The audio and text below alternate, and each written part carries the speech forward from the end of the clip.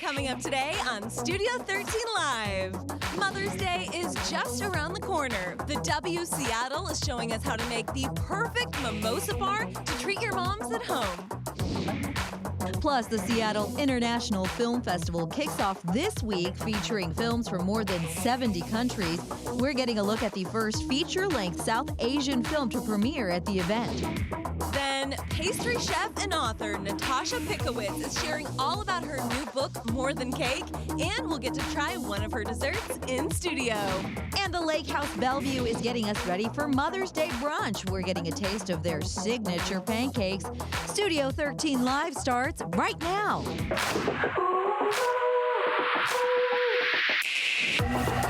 I wanna see you smile, take you another mile. Don't gotta wait, don't gotta wait, don't gotta wait today. Hello, happy Wednesday. Thanks so much for being here. I'm Mireya Garcia, and I'm very excited because my friend's back. Hey, Carly. Good to see you. Oh, thank you for the applause. You know I'm a Leo and I love it. Yes. So you were on, you took a few days off for vacation. I did. Yeah. I went back to Cleveland. So I have a lot of family there. My mom's side of the family is there. So I got to hang out with my grandma. She's 86 years old. Beautiful. And I hadn't seen her or my cousins or anyone since before the pandemic. So I got to see them. We went to a fun little animal farm. I don't know if we have the pictures here, but got to see this like cute little bunny. They had like bunnies, emus. We went to the Cleveland Botanical Gardens right there, which was so pretty. There's all these butterflies. That's my grandma. So sweet. I love her so much. And then, yeah, that's my sister who I traveled with and my cousin. So I got your to see hair was popping in that photo right there. Thank you. Oh my gosh. You know, when we're not on air, I kind of just let it go wild. So it was one of those wavy days. Yeah, and we don't have this here, but if you get a chance, you should go to Carly's Instagram because she has a video of her feeding. Is it an emu? An emu. I thought it was an ostrich when we got there, but it's emus are smaller. Oh, yes, I've never been around either of them before. Sure. Giant birds, kind of scary. But yeah, you can get food and feed it to them. So we're feeding them carrots, and they just like they get it. They get them like swallow them full. Oh my goodness. Well, it was. I really like LOL'd in real life when I saw that video, so it was great. Yes.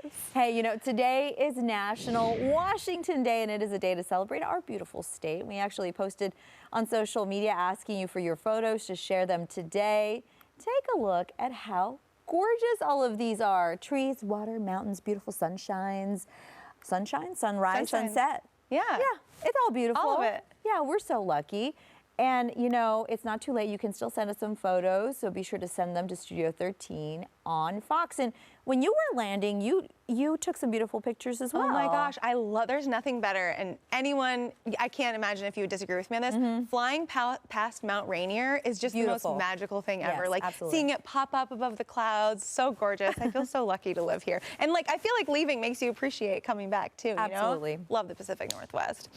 Today is also the start of Live Nation's Concert Week, which offers fans $25 all-in tickets to more than 3,800 shows across North America. Tickets went on sale at 10 a.m. today, and here's how it works. So from today until the 16th, you can head to livenation.com/concertweek to see the full list of events. And after selecting a show, choose the Concert Week promotion ticket type, add it to your cart, and then check out. But if you plan on doing it, definitely act fast because there are limited promotional tickets available. So here's a look at some of the qualifying events happening in our area. Matchbox 20 and Nickelback at the White River Amphitheater, Alicia Keys at Climate Pledge Arena, Lionel Richie and Earth, Wind and Fire at Climate Pledge Arena. So many more. You can see them all on the screen there. So many good concert tickets. And if nothing else, it's a good reminder to get some tickets and start lining up your summer music festival. I want to know what the fees look like.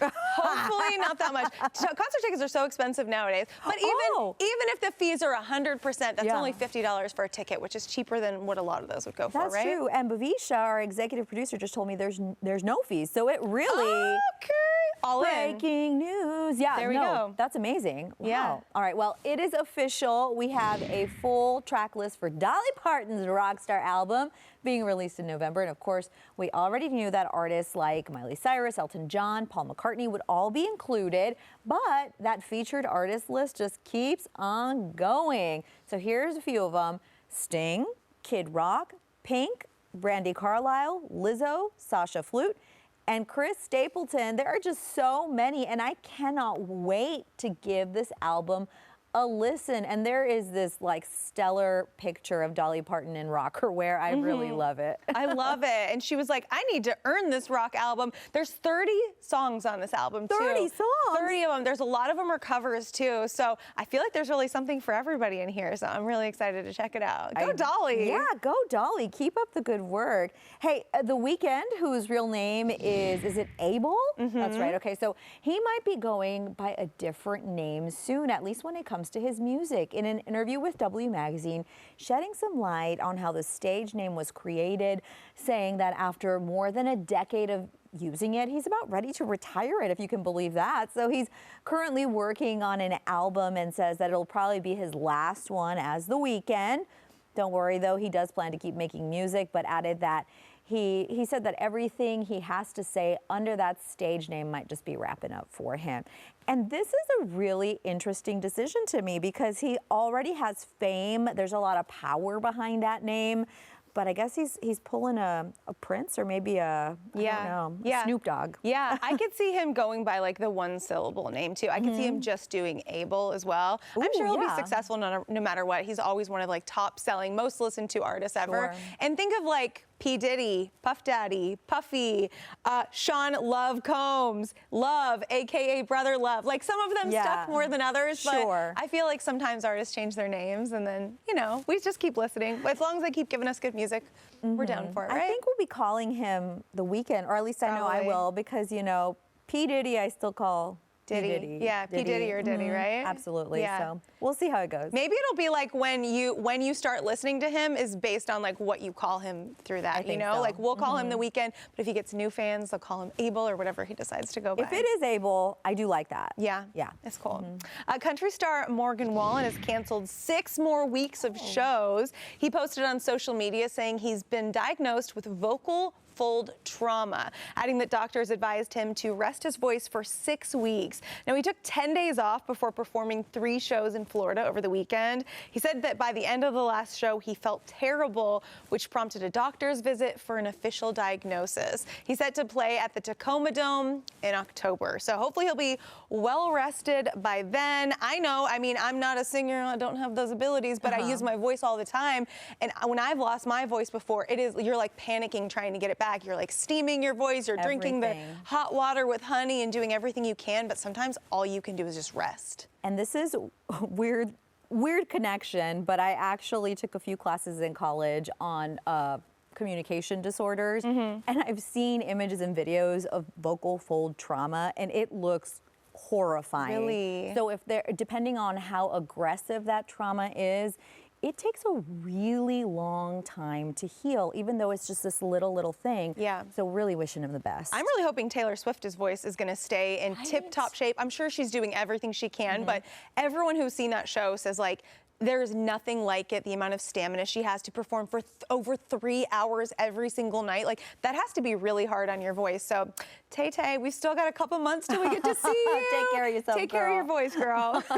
Hey, we got some big news from actor Robert De Niro, of all people. So, he's 79 years old, okay?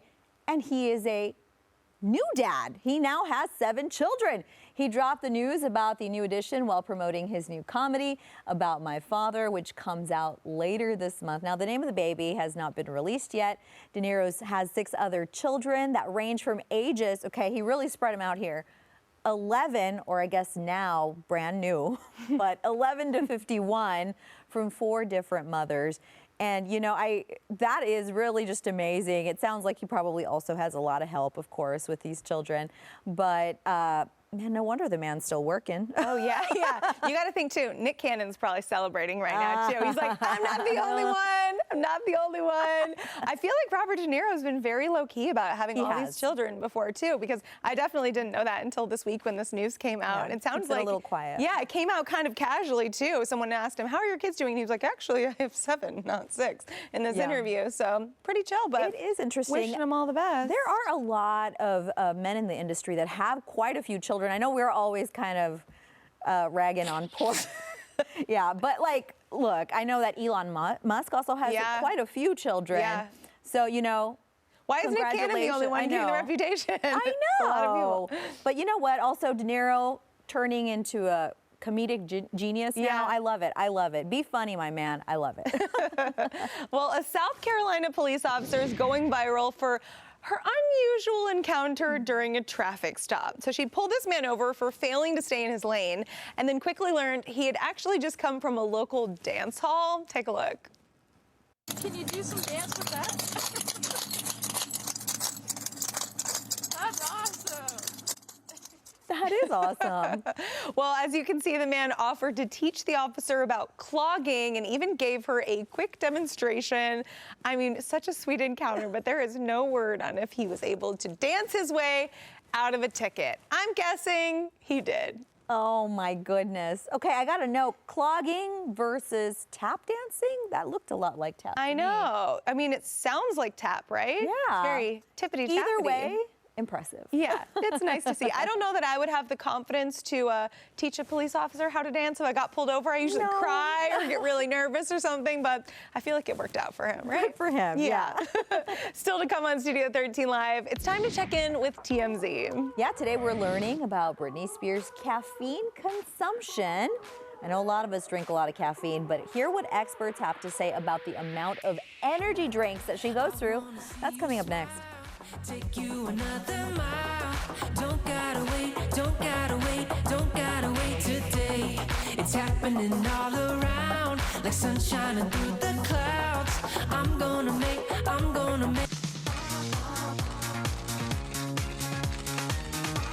It is time to take a look at what is popping in the world of celebrity news. And for that, we're bringing in Garcia from TMZ. Hey, how you doing? Hey, good morning, guys. Thanks for having me back. Appreciate it. Yeah, good to see you. So people are talking about Britney Spears' caffeine consumption. It sounds like she drinks a lot of caffeine, like some of us do. What do experts have to say about this? So kind of concerning, actually. So this is something that we are covering in a new documentary that we're airing on Monday. It's called Britney Spears, The Price of Freedom. And it's basically a deep dive into her life post-conservatorship. So she's been out of this conservatorship for about 1.5 years now. Everybody at first thought, oh, good for her. That's great. She can live her life now. If you've been following Britney on social media, you know there are times when she posts videos and seems erratic and just seems sort of out of it. We're kind of getting into the weeds on that here. So in terms of this caffeine consumption, we're hearing that it's alarming, actually. She apparently is pounding coffee, pounding energy drinks, drinking a dandelion tea, which I guess is like full of caffeine. And look, I drink a lot of caffeine. I drink a lot of coffee. A lot of people do. But we're hearing that it's to the point where it is like not healthy, like to the point where we're hearing from people in her inner circle that there are times when she's up for several days at a time because of how much caffeine she's drinking. And look, this is just one piece of a larger picture that we kind of get into with this documentary. When she got out of the conservatorship, people who were managing that conservatorship made recommendations to the court when that kind of happened. They said, look, please keep knives away from Britney. Apparently, she has like a knife obsession. She sleeps with like knives under her bed out of fear of being like strapped to a gurney, kind of being reinstitutionalized. That's somewhat understandable, but there's just so much more. We're hearing also that she like has gotten physical with her husband, Sam. There's so much stuff behind the scenes that her fans and people just do not know that we really get into in this documentary. Again, Britney Spears, The Price of Freedom. It airs Monday on Fox at 9 p.m. If you're even remotely interested or intrigued by Britney Spears in any capacity, give it a watch. It's certainly it's certainly something. That's hard to hear. Yeah, I know, yeah, like, even if I don't sleep well one night, you know, you feel a little cuckoo the next day. So that's rough. I hope things stabilize for her. Yeah, Absolutely, for sure. All right, well, Tom Cruise apparently wants to go out with Shakira. What are fans thinking about this? This one doesn't connect for me. No. So this is a report that came out yesterday. Shakira and Tom Cruise were photographed together, kind of chatting it up. Not getting cozy, but certainly chatting it up and seemingly hitting it off at the Miami Grand Prix, the Formula One race down over the weekend. And the word is that he is interested in, quote, pursuing her, extremely interested, apparently, to the point where I guess even after they met and hit it off or whatever, he sent her flowers afterward. So he might be interested in courting her. Obviously, that's big news if she is, in fact, interested in anything actually comes of this. They're huge megastars in their own right. She's international. He's Tom Cruise. It speaks for itself. her fans are not happy about this. If you go on Twitter and you look up the Shakira trend, her fans are melting down over this. They're kind of saying, stay away from him, stay away from him. Look, it's because of the whole Scientology thing, right? Whenever Tom Cruise has historically been involved with high-profile women in his life, it's usually kind of weird. And there's that famous Nicole Kidman photo of her when the divorce was finalized with him back in 2001, her leaving her lawyer's office, like jubilant, like extremely happy about that. I know Tom Cruise has a bad reputation in this regard and kind of gets a bad rap for this because of the whole Scientology thing. I'd like to think maybe he can kind of tone it down and maybe like, look, Shakira, like we can go out. I'll tone down the Scientology thing. You don't even got to get involved, like whatever. I'm hoping that's the case. I actually think they would make a great couple, in my opinion. I think they'd be a huge power couple. That is a hot That's just me, take. though. I know it's kind of hot, but I like the idea of that. I like Tom Cruise. It's I know people hate Tom Cruise and they hate on him, but I like Tom Cruise. He's a cool guy in my eyes. I wouldn't immediately shut it down. You know, No? like I would be intrigued let's just think about it. to watch this unfold. You know? Right. Let's think about it. Anyway, we'll see what comes of it. Fabian Garcia, thanks so much. We'll talk to you soon. Talk to you guys later. Hey, don't forget you can catch TMZ right here on Fox 13 weekdays at 7 p.m. And you know, we've all heard of FOMO, or the fear of missing out, right? But apparently also applies to food, and I totally get it. Yeah. A new survey found that 3 in 4 people nationwide experience a bit of FOMO when they see food trends online. More than half responding to this survey say that they have tried to recreate food that they've seen online. On average, some people make 4 recipes from social media every month, and I definitely have experienced food FOMO, but I'm not the best cook, so I just kind of sit with it. I'm not usually trying to recreate. What about you? Oh yeah. I'm a very visual person, so if I watch like on TikTok, there's this amazing food recipes and things like that. I'm like, oh, I need to go get the ingredients and make that. Do you remember the tomato feta pasta that the entire world was making? I did make was that. So fun. Yeah, that was good. Like that was good. We all collectively got FOMO at the same time and did it, and that was such a legit recipe too, and very simple. I kind of wanted to make that again. Yeah. Very nice. But I think it's great. You get inspiration. I don't think of it as FOMO. I think of it as inspo. Very nice. Here on Studio 13 Live, we get to learn about a lot of cool things happening in our region, and you really never know who you're going to meet or what you're going to experience. And if you remember, last week we had the pleasure of introducing you to Nacho right there. At the time, he was just days away from competing at the Westminster Kennel Club Dog Show in New York.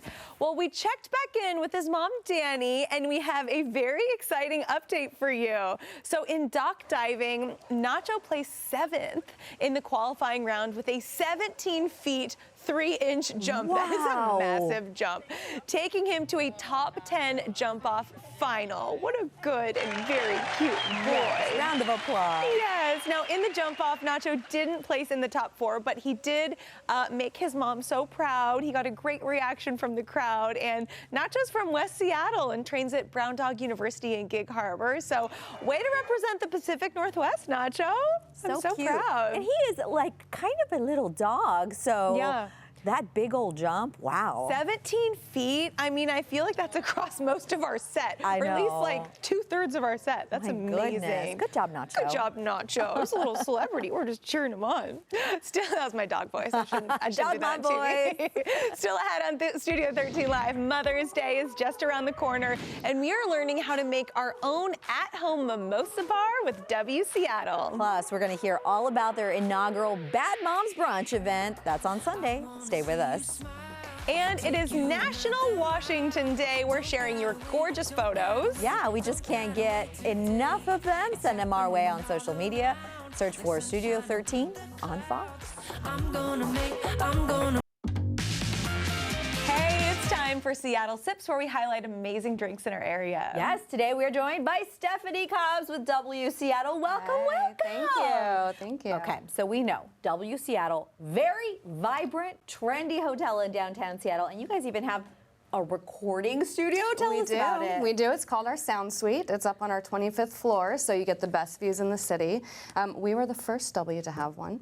Very in the United cool. States. So we're now one of a few, but we were the original. So you can go up there. We record studio recordings. We do podcasts. We do music. Really anything that anybody wants to do, they can do it up there. That's so cool. And you're also hosting your inaugural Bad Moms Brunch event. It's going down on Sunday. We were joking about how awesome this name is, too. I just love it. Every mom out there is a baddie. Absolutely. Talk to us about all the fun stuff that's happening and what people can expect. Well, of course, there's brunch, so there will be food. There will be champagne, so we'll have a mimosa bar, we'll have a Bloody Mary bar, so you can do your drinks up to your heart's delight. We've got a live DJ coming that will provide music, and we even have burlesque entertainment that will be fun. served. Wow. Okay. I love that. Well, we're going to get a little preview right now, not of the burlesque, but of the mimosa bar. So where do we start? We are. So we start with our bubbles. Would you like regular or rosé today? What do you just got back. So you want rosé? Yeah. I'll take regular. Rosé all you. day. And our standard Little Prosecco. Prosecco, yeah, It is. So we did Prosecco. It's a little sweeter than a Brut, so it makes a nice pairing with some of the bitter fruits. So after that, you choose your juice or your syrup. Okay. So syrups are a little more concentrated. I like the flavor in them. Okay. Juices are very standard, very normal for mimosa. So we've got orange juice, grapefruit, and then pineapple. Fun. And then we've got passion fruit syrup, which is my favorite, a little hibiscus, and then an orange tangerine. Would it be crazy if I did grapefruit and hibiscus? I don't think so. That sounds really good. The beauty of this is that you can do what you want. Yeah. So I'm going to let you pour your I poison. love a create your own situation. I love pineapple, so I'm going to go pineapple on mine. And I'm going Mireya? to try your favorite. Okay.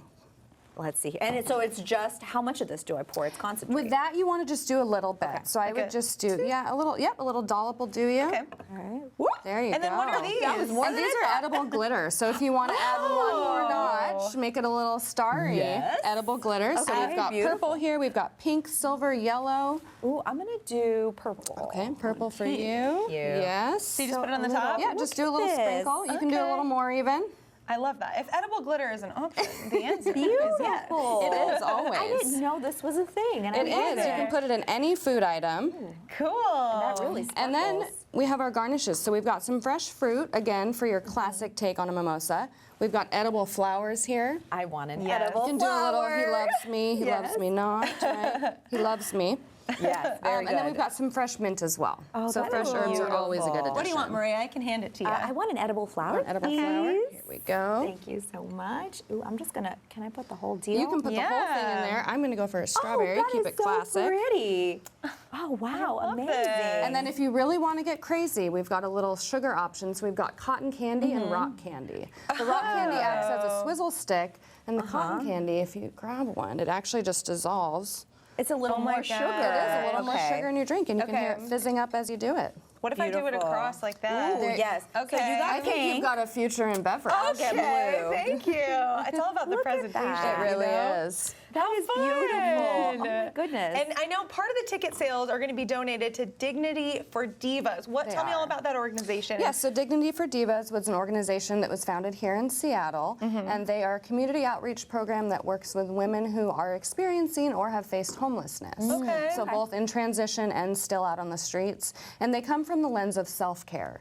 So they have many services, some of which include self-care packages that go out to these women, and they really just do community outreach and empower these women to better their lives. I think that is wonderful. so beautiful. Now, do you expect this to be sort of a moms-only event, or maybe couples going to it? You know, we always are inclusive, but I have a feeling we're going to see a lot of ladies at this event. Yes, absolutely. I think it is so fun. And it's nice, you know, however you want to celebrate Mother's Day, some moms like to have a little time to themselves. And I think that is the perfect opportunity I here. could see also if you're living away from your family like we are, like maybe you and your friends who are also moms going to something like this too and just being like, cheers, Exactly, Bad yes. Mom's Just having a brunch. good time. I have to Speaking say, of- I'm impressed you haven't dropped that. I I'm like, eh, that's a really, really steady risky hand. move. All right, so this event is 21 and over, and there are 2 time slots for people to attend. So talk to me about the time slots and where people can buy tickets. Yes, so we've got a 10 a.m. seating and a noon seating. So if you want to sleep in a little bit, come to the noon.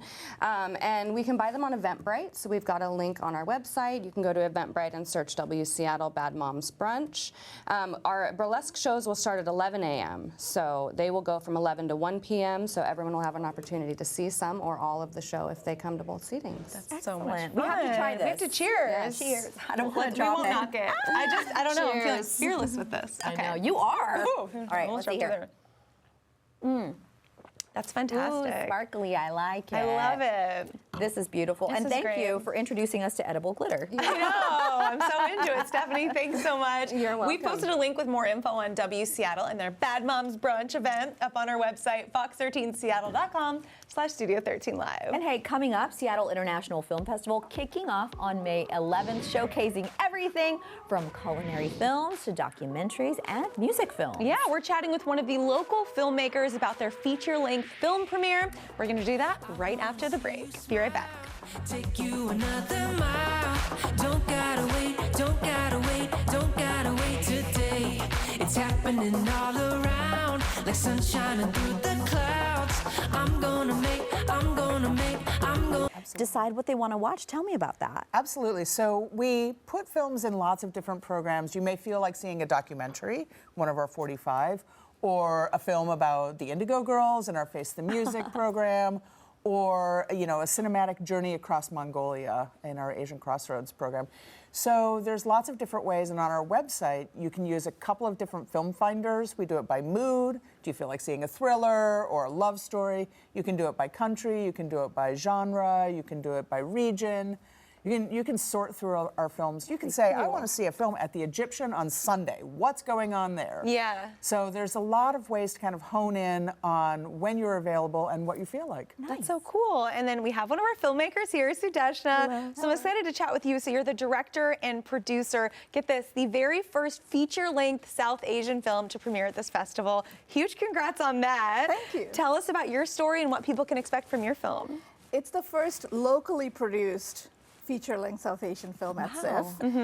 So just wanted to make the local there. Sure. And the film is called Anu. It's the story of a 12-year-old and her grandfather. So Anu is the name of the girl, and Bapu is her grandfather, and they're very close. And the film starts with her witnessing the death of her grandfather, which is obviously very painful, and her world falls apart. But then she starts having visions of him, which convinces her that he's not really dead. And so the rest of the film, she is on this journey to bring him back to life. And she's a 12-year-old, so obviously she has 12-year-old solutions, and she gets up to all kinds of shenanigans. And at the end of the story, the point of it is that she discovers that the magic that she's looking for in the outside world, the power that she is seeking to bring him back in the outside world, she actually has it in herself. That the power, her power is in herself. And this realization, the self-realization, gives her a lot of hope. And that's what makes her smile, and that's where we leave the audience. So it's it's a story of hope. It's a story of renewal, and that's how the whole thing came together. So I found the book. The book is written. It's called Looking for Bapu, and it's written by Anjali Banerjee, who's a local author. And I read it. I adapted it, and it's just been a fantastic collaboration. It's also the cast and crew are all local. And I had a great time, finding all these people. And thanks to the newly formed Seattle Film Commission, I hope there'll be more and more people who will find local cast and crew, because Seattle is a fantastic film community. And making a movie here has been just such a wonderful experience as a first-time feature filmmaker that I can't wait to do it again. And I hope more and more people will make films here. Beautiful. Share with us how long it took to make the film and any fun behind-the-scenes stories you might have. Yeah, it took about 5 years to write. I wrote the script in 2018, and it would have been done a year sooner, but there was a pandemic in the middle. Yeah, so that delayed things a little bit. But yeah, it took 5 years, and I have lots of behind-the-scenes stories. I mean, so my favorite story that I call, this is so Seattle story. There's a scene at the very beginning of the film where Bapu is, he falls and the ambulance comes to pick him up. And so we're filming in Lincoln Park in West Seattle. And as in every film, there are multiple takes. So the ambulance sort of drives into Lincoln Park, and the camera's right there, and it stops, and then it drives off, and it goes out and comes back again. But the traffic is all ongoing, and so people just saw the ambulance with its lights flaring, and they started pulling over because they thought there was an emergency. And so we had to send someone out to tell them, keep going, it's only a movie. Oh my God. It's just a At least they were trying to do the right thing, right? They were trying to help. This exactly, right? So Seattle. So that's a fun story. There's another one that is personal favorite is there's a scene in the film which is one of the kid actors who's one of our lead actors. The character's name is Angur and the actor is Hudson Brunner. He has to reach into a big bowl of chocolate chip cookies and grab them. And we did so many multiple takes of that because there was no acting involved. Our actor, he's I think 11 now. He was 9 at the time. Oh, there was no acting in that scene. He was just like all over. That's awesome. And Beth, how do you select which films are featured each year? Well, I have a great team of programmers, more than 20 of them, that really focus in on different sections and different genres. And then we sort down, we considered just under 6,000 films to get to 264. Oh my goodness. So it's a lot of negotiating, a lot of some great conversations, you know, some tears, I'm gonna say, probably some tears. Yeah, of course. Favorite films don't quite make it. Yeah. But we're really looking to have a really broad representation of what film looks like right now. I really love that you shared that with us because it really showcases the passion behind something like this. So you are celebrating a big opening night. We are. Talk to me about that and how people can get tickets. Well, tickets are available on our website, sif.net, and we are opening tomorrow night, Thursday, May 11th, at the Paramount Theater with Celine Song's debut feature film, Past Lives. And it's a beautiful film. I cannot wait for everyone to see it. But after the film, there'll be a party. We're closing down 9th Avenue. We've got food trucks. We've got DJs. It's going to be an incredible celebration of film. That sounds like so much fun. Beth and Sudeshna, thank you so much for coming in and telling us all about it. Thank you so much for having us. So cool. Great. Wonderful. Yeah, so we'll put up a link with more info on the Seattle International Film Festival up on our website, fox13seattle.com/Studio 13 Live. And still to come on Studio 13 Live, we are chatting with pastry chef Natasha Pickowitz about her new cookbook. And we're also hearing all about the More Than a Bake Sale event at Book Larder today, raising funds for Indigenous Women Rising. Stick around. Don't gotta wait. Welcome back. Book Larder is a local community bookstore that not only features a selection of cookbooks, but also gathers authors for special events and even cooking classes. Yeah, they're hosting the More Than a Bake Sale event today in celebration of pastry chef Natasha Pickowitz's new book, More Than Cake. And here to share all about it is Nisha McGee and also Book Larder, and author Natasha Pickowitz. Welcome, welcome. Thank you for coming in. Thank you so much for having us. We're so excited to chat with you. Yes, and this absolutely. Cake I know. looks amazing. Can we please? This is beautiful. Okay, now Book Larder is located in Fremont and is Seattle's only cookbook shop with wonderful events throughout the year. So tell us more about the More Than a Bake Sale event today and how many local bakeries are going to be participating here. Yeah, I think we have a total of 6 local bakers, plus Natasha, of course. St. Bread, who are in the U District, Temple Pastries in the Central District, all kinds of wonderful bakers. And one thing that's been really great is they're all from kind of different parts of the city, so it's been really fun to bring that all together and have it be kind of a group event for all the bakers as well as all the guests who are coming. Wonderful. Yeah, that sounds like a good time. And Natasha, you're a 3-time James Beard Award nominated pastry chef. I mean, very impressive. And this is your debut cookbook. So tell us all about More Than Cake and how it feels to kind of share all your creations with the world. I mean, it feels so amazing. I think that, you know, my background is in fine dining. I was a pastry chef in restaurants in New York City. And I was used to kind of connecting with guests through making them something and then they eat it. But now I'm seeing this like other deeper level of connection and relating to people where, you know, I work and develop recipes and now I'm seeing other people make that stuff. And I think just thinking about my recipes living in someone's home, like for Mother's Day, at a wedding, or even just like simple little moments like a dinner party or a brunch, I think like, to me, that feels like extremely profound to be able to like connect with readers in that way and to kind of like set them up with my ideas and recipes, yeah. That is so beautiful. So cool. Share with us where you get your inspiration. I mean, well, again, like I think working in restaurants, working in like incredible kitchens with the best ingredients, and often I'm very actually inspired by the savory side. So I love pulling in unexpected ingredients into my recipes. So, you know, maybe it's like fennel in a jam instead of a stone fruit, or, you know, maybe it's like adding, you know, warming spices to things. I just like want to challenge people's ideas of what pastry and baking and cake can be, whether it's like stuff in your home, in your pantry, or ways of making things. I think there are just so many ways of looking at it, and this is my take. So with your recipes, you don't have to choose between sweet and savory. I know, I love that. I love everything. I love a savory pastry too. So there's like actually a whole chapter on like baking with vegetables. Oh, lovely. Yeah, Cool. And you're listed as one of the 2022 Time 100 Next Leaders. I mean, that's a huge accomplishment. What does that recognition feel like? It was crazy. I mean, I think what it really speaks to is that the culture, the world at large is sort of recognizing that food and our values and the way that we live our life are kind of intrinsically related. And it's, you know, the recognition wasn't really for me being a pastry chef. I mean, partially. I think what they're really acknowledging is the way that I relate baking and my work to social justice, to events like that we're doing at Book Larder, and to the way that pastry and baking is really a tool that we can use to bring in, you know, aspects of, you know, community organizing, you know, these grassroots organizations, and, you know, how I want to kind of show up for my community. Wonderful. And Nisha, we want to hear more about tonight's event and who the proceeds are going to. So please share that with us. Yeah, the organization that we're raising money for is called Indigenous Women Rising.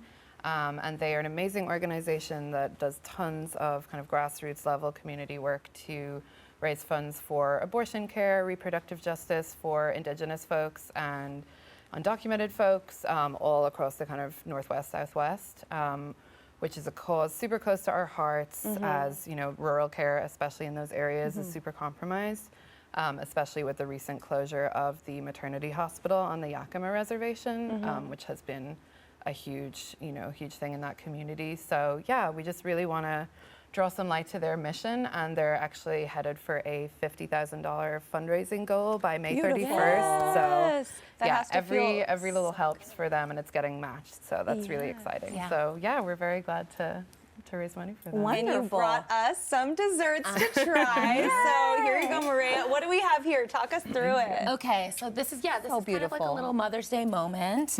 It's lemon curd with coconut chiffon and a vanilla bean buttercream. Gets like a coconut milk soak, and I just love cakes that aren't too sweet, feel kind of light, and they all just kind of comes together in your mouth. And talk about these flowers. Yeah. Well, these are locally foraged Seattle lilacs. I was so blown away by how beautiful everything is out right side now, so I just wanted to garnish the cake with those. This is so good. Oh my gosh. I'll be honest, usually when there's like citrus in a dessert, it's not my first choice. I would order this any day. It's beautiful. So good. Make you a cake anytime. Oh, girl. We got this on video. Now, do you ever get a little sad when you cut into one of your beautiful cakes?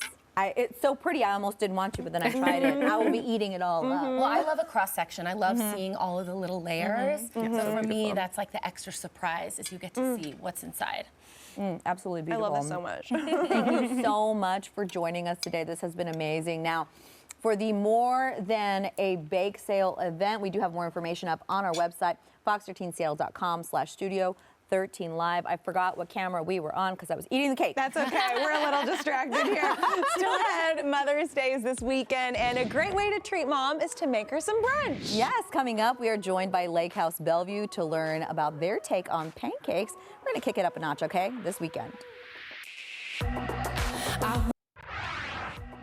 Hey, it is time for Emerald Eats, where we get to highlight amazing food in our area, and today is all about Mother's Day. Oh, I love it. Okay, so we are joined by Executive Chef Kevin Benner from the Lake House Bellevue and his mom, Deborah. Hi, Mom!